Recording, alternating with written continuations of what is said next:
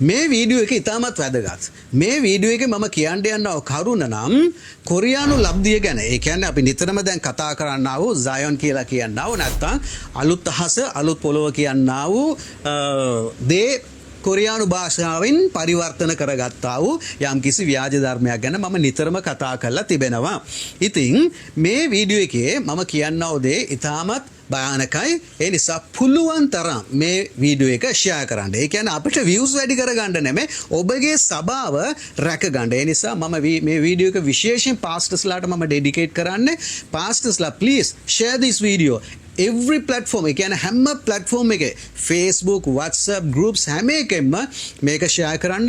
මම මේ වීඩියෝ එක වෙනම Tamil වලින් මම හදන්නම්. එතකොට Tamil groups වලට share කරන්න because it's gonna be very terrible thing. සබාවට විශාල හිසරදයක් නැත්තම් ප්‍රශ්නයක් ගෙන දෙන්නා වූ ප්‍රශ්නයක්. ඒ නිසා මේ ලබ්ධිය මේ වෘකයන්ගෙන් ඔබගේ සබාව ඔබ බේරගන්න.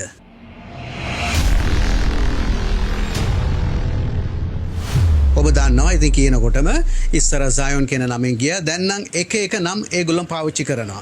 ඒ කියන්නේ දැන් ඒගොල්ලෝ එක අලුත් බයිබල් ස්ටඩීස් කියලා මම දැක්කා ගිය දවස්වල Facebook වල ඒ වගේම නොයෙකුත් සෝෂල් මීඩියා වල ඒගොල්ලන්ගේ ඇඩ්වර්ටයිස්මන්ට්ස් යනවා. ඉතින් සමහර කට්ටිය රැවටිලා යනවා. ඉතින් ඒප්‍රල් මාසේ ඒ කියන්නේ දැන් ගිය මාසේ ඒගොල්ලොන්ගේ CTR කියලා කියනවා ඒගොල්ලොන්ගේ දත්ත ටිකක් මට හම්බෙලා තියෙනවා. දැන් ගිය මාසේ විතරක් ඒගොල්ලෝ කිතුණු සභාවන් වලින් ඒගොල්ලෝ මේ ටැංකි මාළු අපි කියනවානේ ටැංක් ෆිෂර්ස් කියලා. ඒ කියන්නේ ක්‍රිස්තියානි දරුවන් සභාව කියලා ලස්සනට හදාගෙන තිබෙන්නා වූ ඒ මාළු ටැංකියෙන් පිළිබා ගන්නා වූ කට්ටිය තමයි මෙන්න මේ අය. මේගොල්ලොන්ට සුභාරංචිය කියලා ඒගොල්ලොන්ට යම්කිසි දෙයක් කරන්න බෑ. මේගොල්ලෝ මොනවද කරන්නේ? සුද්ධ බයිබලේ පෙන්නලා අපේ ෆ්‍රී ඔන්ලයින් බයිබල් ස්ටඩි එකක් කරනවා කියලා එකතු කරලා පස්සේ සල්ලි ගන්නවා. දැන් නම් ඉතින් ඔබ දන්නවා ඇති අපි ඒ ගැන පැහැදිලි කරලා තියෙනවා. ඒගොල්ලෝ කොච්චර සූක්ෂම විදියට කොච්චර බොරු කියලා ඒගොල්ලෝ සල්ලි ගන්නවද කියලා ඔබ දන්නවා.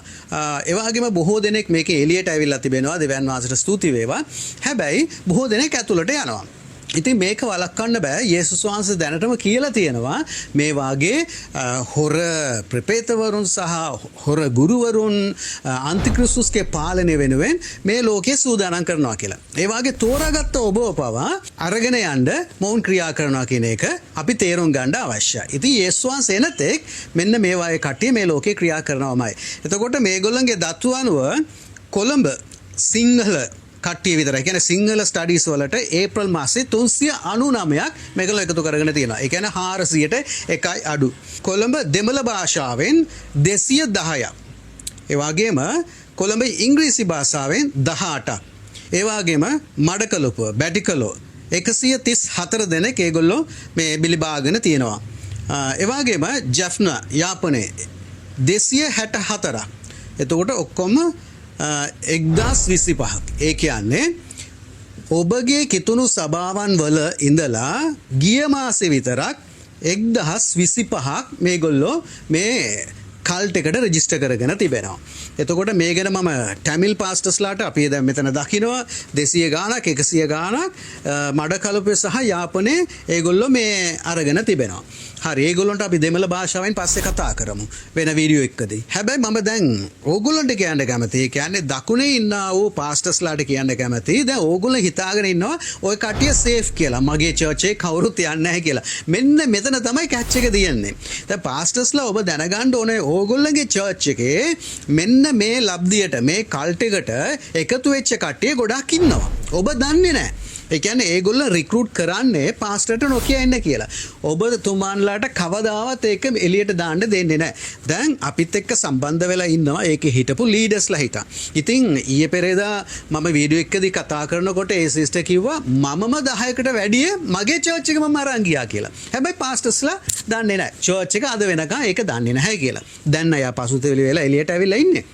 ඉතින් ඔය ගිය කට්ටිය සමහර කට්ටිය අල්ලගත්තොත් එතකොට ඒක ලොකු ප්‍රශ්නයක් නේද? එතකොට දැන් ඔබ හිතනවා මගේ චර්ච් එකේ කවුරුත් නැහැ කියලා. ඔබගේ චර්ච් එකේ අනිවාර්යයෙන්ම ඉන්න පුළුවන්. දැන් මෙතන මේ 1000 ගානම ඔබගේ චර්චස් වලින් තමයි.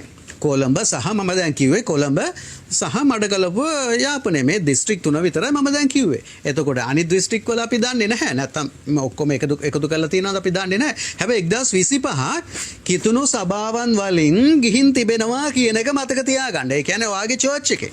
එතකොට ඔබට ආත්ම විමසීමේ දීමනාවක් නැත්තම් මේ ගැන ඔබ උනන්දු උනේ නැත්තම් දැන් ඒගොල්ලෝ ගිහිල්ලා මොනවද කරන්නේ? දැන් එක්කෙනෙක් ගියොත් ඇති. දැන් මම කිව්වනේ මේ සිස්ටර් ඇවිල්ලා 10 දෙනෙකුට වැඩි එළියට ගත්තා කියලා. ඉතින් ඒ වාගේ ඕගොල්ලන්ගේ චර්ච් එකේම ඉඳගෙන ඕගොල්ලන්ගේ අයව මේ වෘකයන් ගිල ගන්නවා. සමහර විට 10 15ක් විතර එකතු වුණාට පස්සේ ඒක ටිකක් බිග් ෂොට්ස්ලා ටිකක් හිටියොත් එහෙම ඔබ ඒ කියන්නේ පාස්ටර්ට විරුද්ධව ඒගොල්ලෝ යම්කිසි කැරලි ගැසීමක් ඇති කරලා සමහර විට පාස්ටර්ව එළියට දාලා ඒගොල්ලෝ ඒ කට්ටිය ගෙනත් තියා ගන්නවා. ඉතින් ලංකාවේ තියෙන පෙන්ටිකොස්ටල් චර්චස් වල තියෙන සිස්ටම් එක ටිකක් යන්න අමාරුයි. හැබැයි සාමාන්‍ය කොරියාවේ නම් ඒක කරන්න ලේසි.